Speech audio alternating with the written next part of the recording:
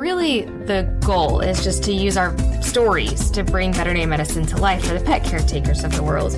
And we're doing it because we believe that educating these caretakers is the most powerful thing that we can do to improve the life quality of all of the pets that we love. Hey, everybody. It's Vet Tales. Hello. This is Dr. Natalie Brackeen, formerly Keith. I know, it's still weird. Dr. Josiah Dame. Yeah, and it's probably been, I don't know, a month since our last podcast. I did it with Caitlin, okay, Dr. Evans. I was like, with me? No, it's been longer. I know, it's been hard. I just want to paint a picture for people. Can we do that? Let's do it. Usually we would do podcast recordings in what was like a meeting room, and now it's being remodeled into additional exam space. Mm-hmm. So we're sitting where? In your car. In my car.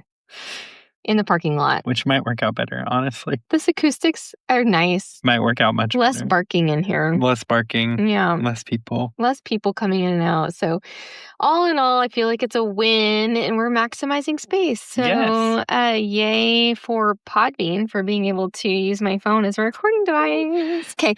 We should talk about something. Mammary cancer? Mammary cancer mainly. Yeah. But also when to neuter, why to neuter, when to spay, why to spay. Yeah.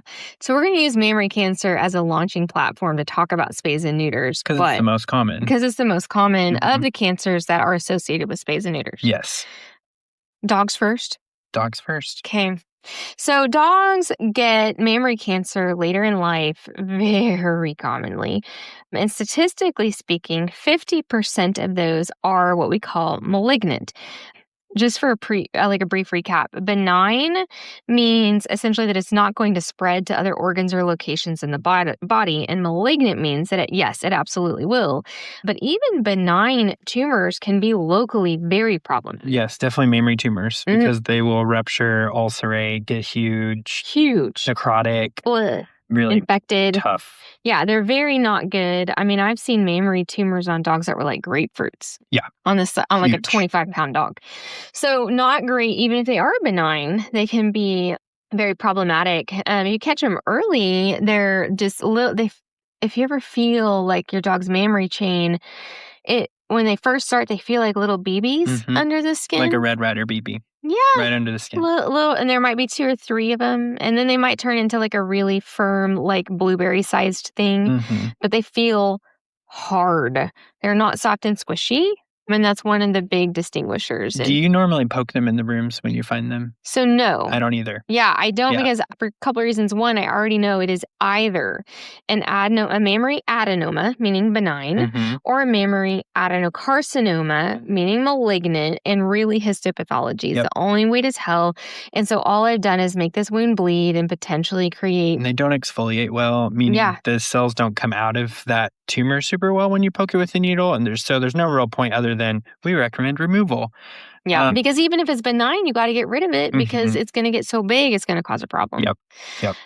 I feel like, cytology. I just want to briefly touch on this too. We're going into deep dive tangents. Sorry. This is what we do. Cytology is what we do in-house where you take a needle and you put it into the mass. And like Dr. Dame said, you try to exfoliate cells, meaning get some of the cells out of the mass into the needle. And then we blow this needle out onto the slide and stain it once it dries with some special stain so we can see the cells. And then we can do that pretty quickly within 15 minutes in-house. We can even take pictures of the slides and send them to outside pathologists. Whereas histopathology is where you take a section of the mass you take out the whole mass, you give it to them, they section it and look at it in its original architecture. So the way it was described to me once was like a cytology would be like if there was a tornado that gone through and destroyed a house, you might be like, there's a couch. Oh, here's a blender. I bet someone used to live here. And there's there's some wallpaper. So you can kind of tell it used to be a house and like what might have been in it versus histopathology would be like walking into the house and seeing what the original architecture looks like. And so that's so much more powerful. You don't always need it, but it is almost always more information. It's so much more information. Yeah, but it has to be done outside labs. It has to be dog under anesthesia removal of masses, then sent off, which is more costly than poking it with a needle. Yeah. But more information. And in these cases, you got to remove it anyway. Yeah, you have to. And then if you want to know if it's benign or malignant, we send it off. Yeah. So then how do I prevent or greatly diminish my dog's risk of developing mammary cancer? I'm so glad you asked. No problem. I think one of the most important things that we can do is early spays. Yes. Not early, like the shelter early, like 8 weeks old early. I get why they do it. Don't get me wrong. But ideally, these animals will be somewhere between 6 to 12 months, depending on the breed and size of the dog. But I would not do before 6 months, and I would try to do by 12. You want to talk about the statistics on it? Yeah. So every dog inherently is going to have some risk of developing mammary cancer because you can't avoid that. But it's like literally 0.5% if just the general number. But then by their first heat cycle, that risk jumps to 8%. And then by the second heat cycle, it jumps to 26%. Yeah. So a huge jump. And then from there, it does go up. Yes. And so the more heat cycles they have, the more likely they'll develop mammary cancer. Why? Hormones. That's the biggest thing. And so what is a spay? Or what we do is a OHE or ovariohysterectomy. And so we are removing the ovaries and the uterus. We're not just removing the uterus when we spay dogs. So they, one, cannot get pregnant because they don't have the uterus, but they also don't have the hormone cycling from the ovaries. And so the risk of the essentially hormonal induced cancer stays very, very low. So less than 1%. So I personally don't think I've seen a dog that, I'm sure you have, but I have not seen a dog where it has mammary tumors and it was spayed at 6 months. Yeah, no, It's possible. I truly don't think that I have. And I've been, practicing in this location for 15 years. So I've seen a lot of my puppies become old.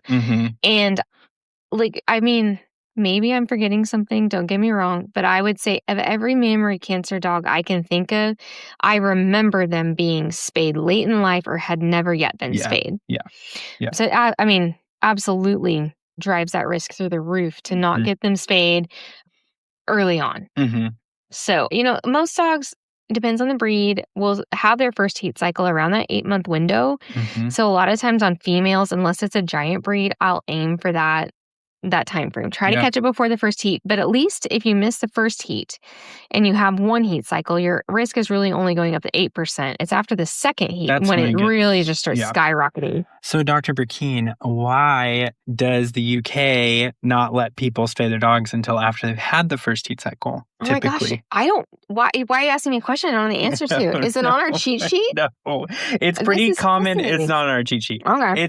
I think it's a more common practice in the United Kingdom for that because they really are conscientious of the joint health of the patient. Well, okay. Which is why people want to wait. I do know the answer to that. I was leading I was you. just like the UK. I threw her off with the UK. The United Kingdom. The UK is pretty. They're more strict about not the 6-month kind of spay like we do in the US. They are more of the 12-month. Which I agree with on, especially the bigger the dog, the more I agree with that statement. So if we get into 80-pound dogs, or especially like our Mastiffs, Great Danes, we commonly tell people, hey, let's wait. Because we know that their joints need to close versus the Dachshund or like those small breed dogs, their joints are getting pretty well closed by 6-8 months. I mean, they really are. Yeah. Like they will not really grow much more past that 5 to 6 month mark. So if you spay them around 7 months, you're good. Bob's your uncle, as they say. Yeah.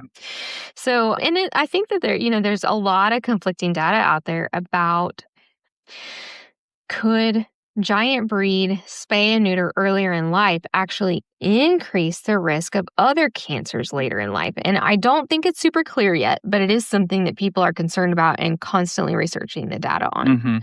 But mammary cancer is literally one of the most common tumors that we see in vet med of preventable or manageable cancers. Yeah.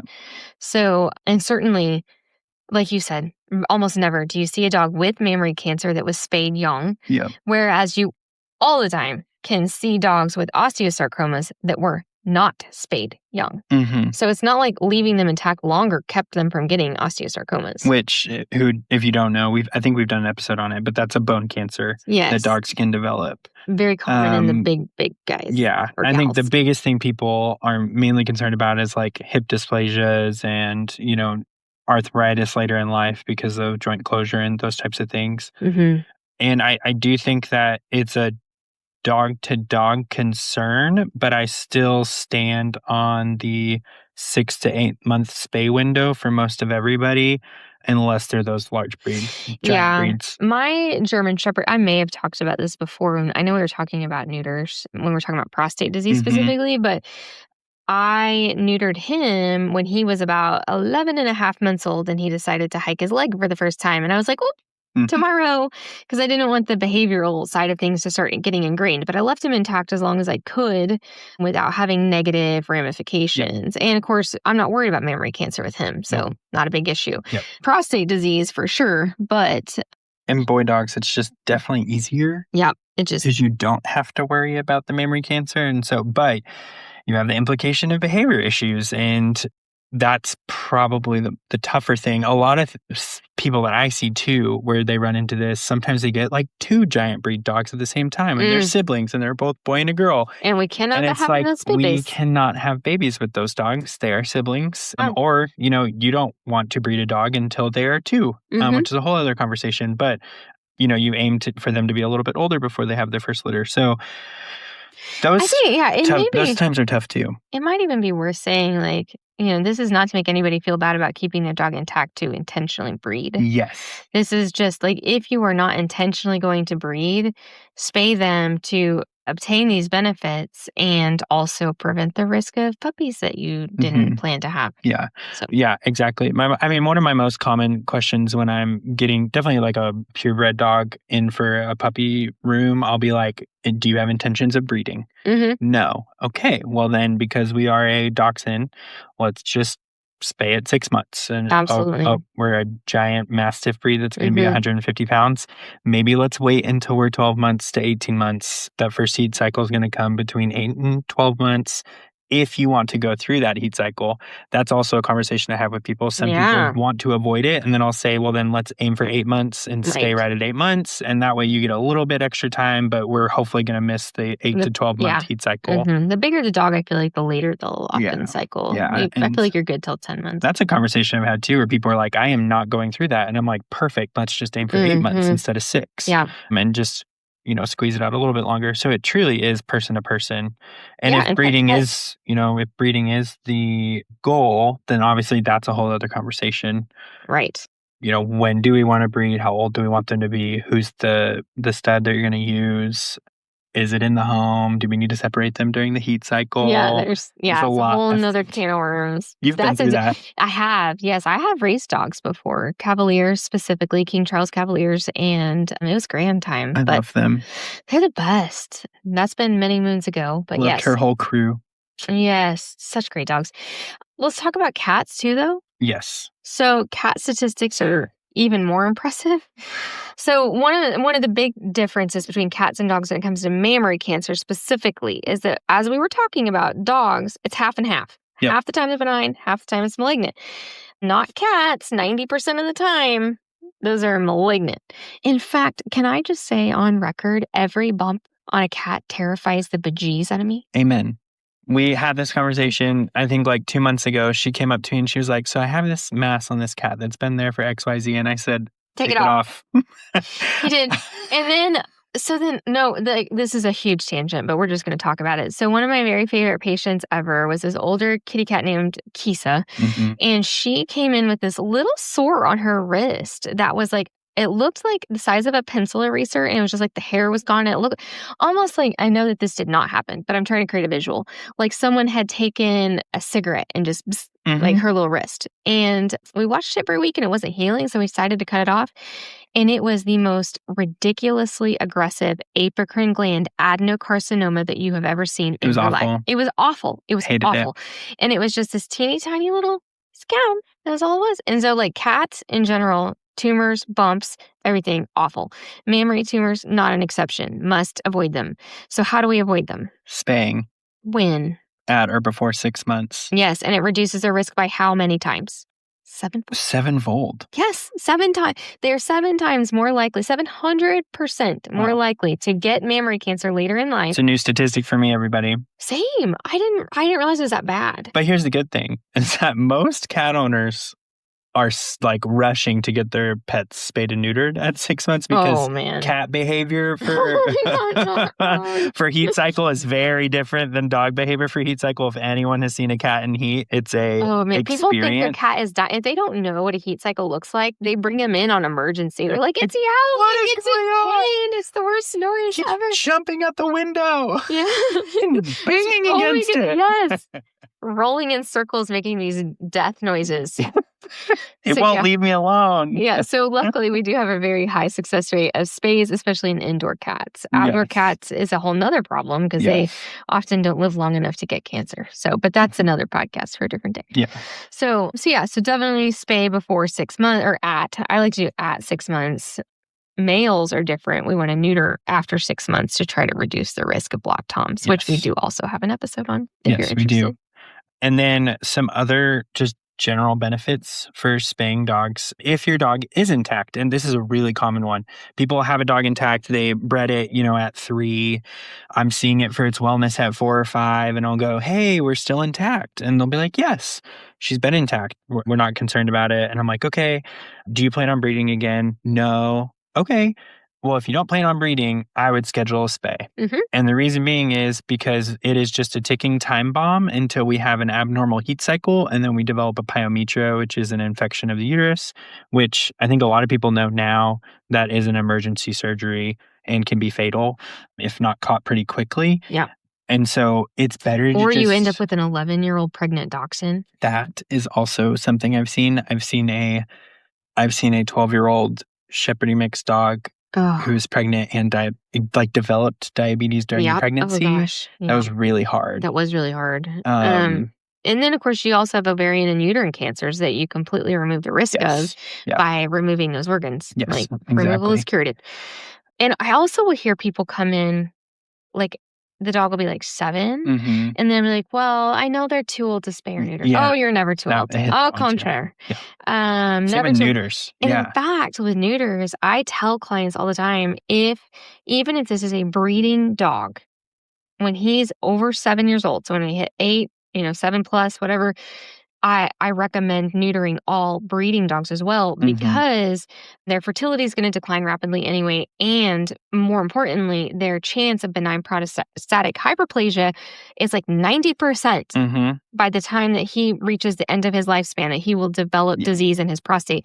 And we're hoping it's not the cancer kind. We're hoping it's benign. And that's the boy side of things is why do we neuter the boys? Because of the benign prostatic hyperplasia, which means that they have that testosterone cycling, their prostate gets really big, and so it can cause compression of their colon, it can cause compression of the urethra, it can get infected, and they get what we call prostatitis, where they get or prostatic cysts, and then or really carcinoma, so cancer of the prostate, which will spread. That is a malignant cancer.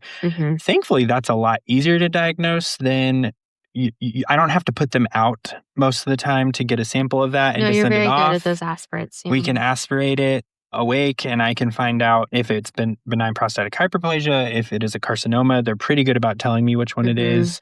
Can't remove the prostate. Can't really very well. Not easily. Not easily. There are probably some referral surgical centers that do it, but it's very uncommon.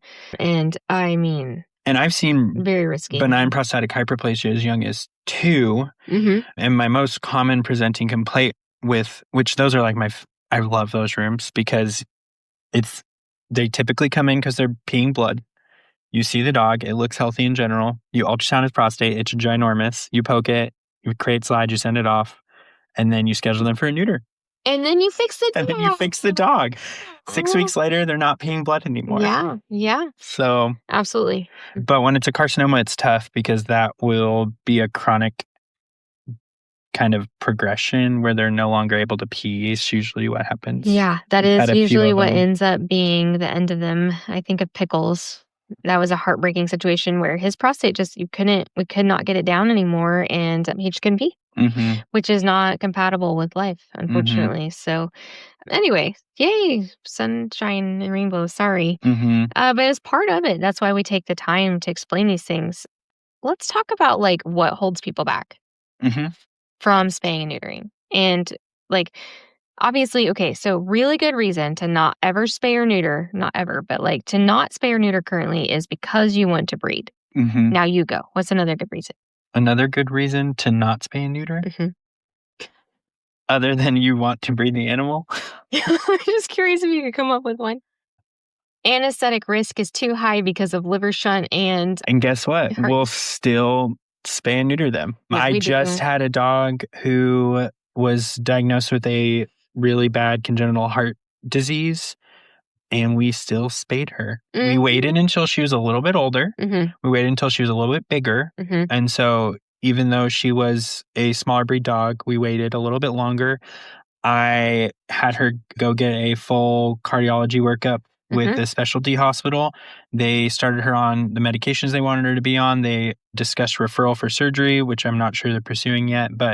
And then I called them and said, hey, we're going to spay her. And they said, great, here's the protocol you should follow. And that's what we did. Yeah. Because at the end of the day, you don't want a dog who could go into heart failure at any moment and also get pregnant or also give themselves get a heart pyometra or, there's so many things. Yeah, and the boy dogs can get so worked up if they can smell like a female in heat or whatever that they can actually worsen their heart disease as well. So I had a brother and sister boxer that were like Reba and Thor. I know that. Yeah, you do.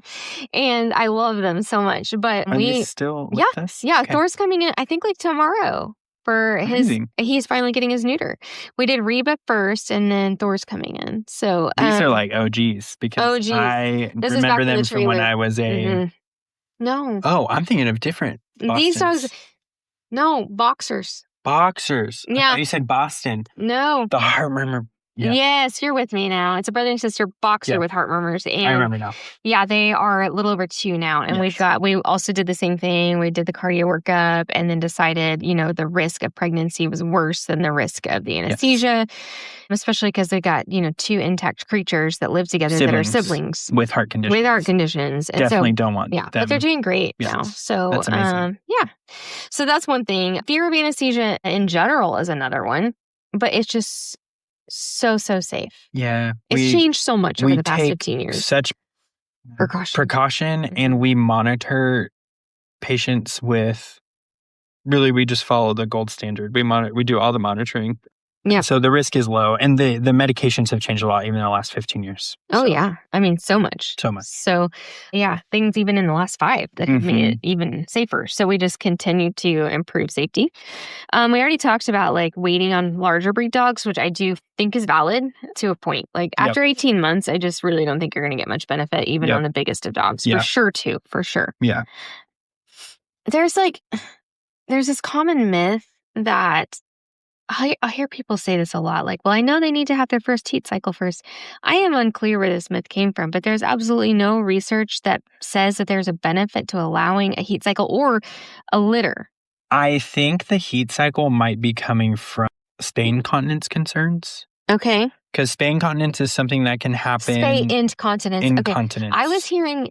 Spain incontinence. I was like, what? Okay, we've already talked about UK. So how much abroad studying are you doing? Now we're going to talk about Spain. Spay incontinence, which means leaking urine, because the most common medication we use for our females who are incontinent is Incurian, which is an estrogen supplement. Which helps improve something called spay incontinence. Mm-hmm. But I will say I have seen dogs who get spayed at 5 and then a year later come back in with spay incontinence. It's very random. Yes. But I think that some people are probably associating the bladder control might get better after the first heat. Now, what about this just brought this up in my brain, our dogs with, oh my goodness, help me.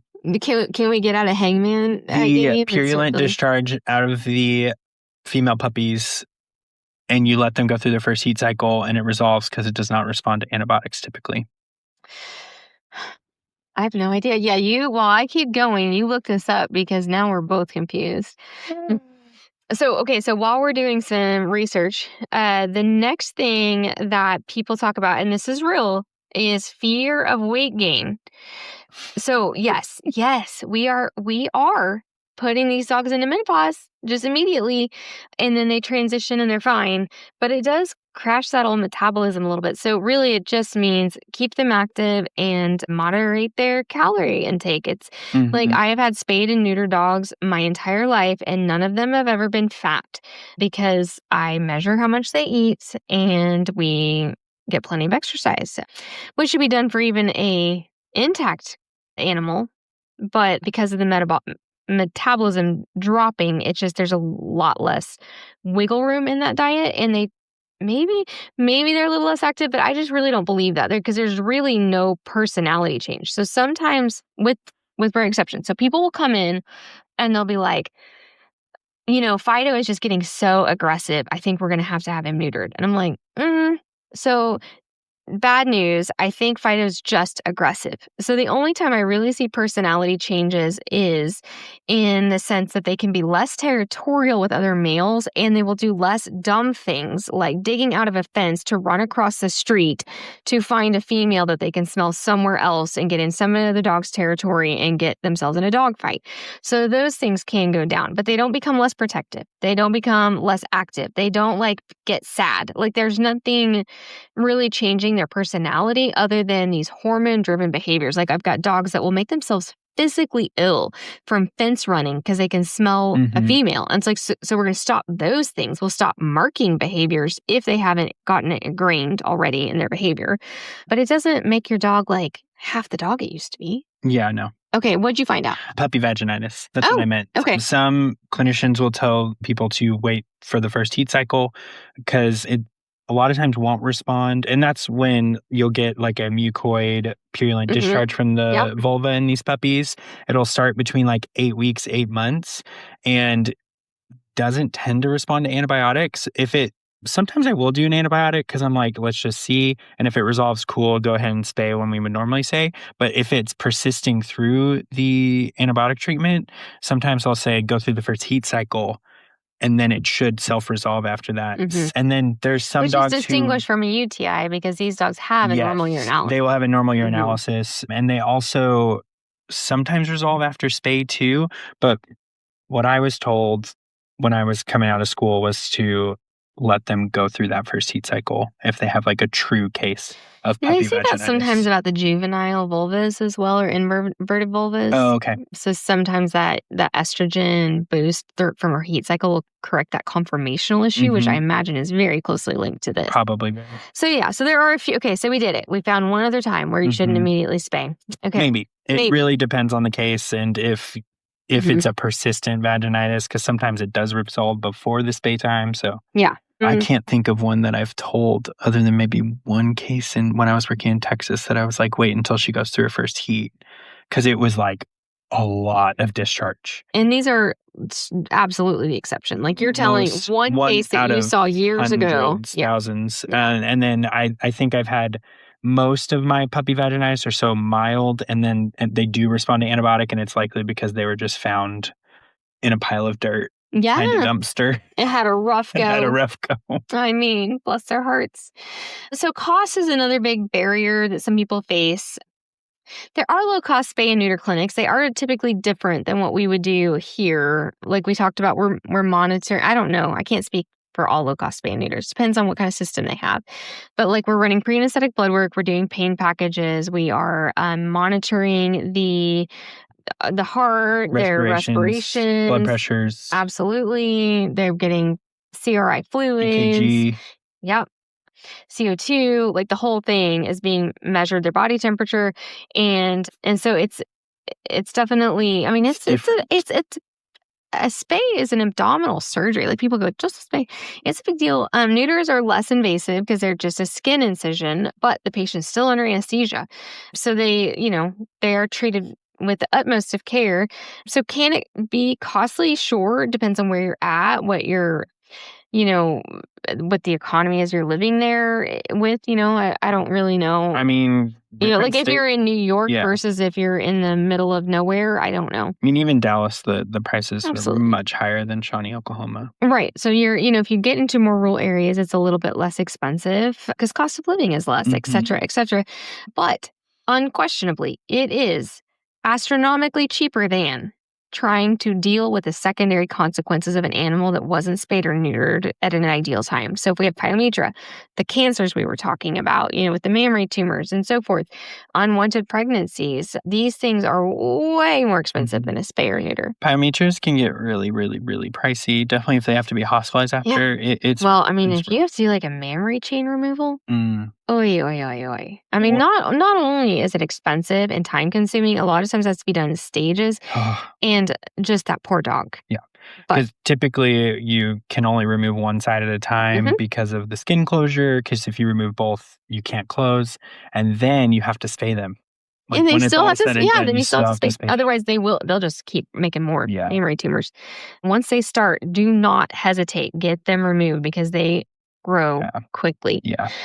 That's really, and then, so misinformation online can also be an issue. So, you can Google like water killed my dog and there will be a billion. Which it can, but. It can! That is a thing. I mean, that's the whole point, right? But does that mean that our dog should never drink water? Probably not. That'll definitely kill him. But if your dog is at the lake and it's drinking a bunch of water over and over and over. It's got blue algae. Or the salt toxicity of the brain. It causes brain swelling if they overdo water. That's the Labrador. Yeah. Also, that's my brain. I'm like, everything can kill me. I'm constantly like, everything is dangerous. What makes you such a good doctor? No. You're just always on the lookout. Just anxious. Yeah. Anyway, so, okay, cool. Well, that's really it. We just wanted to talk about the benefits of cancer prevention through the means of early spay and neuter.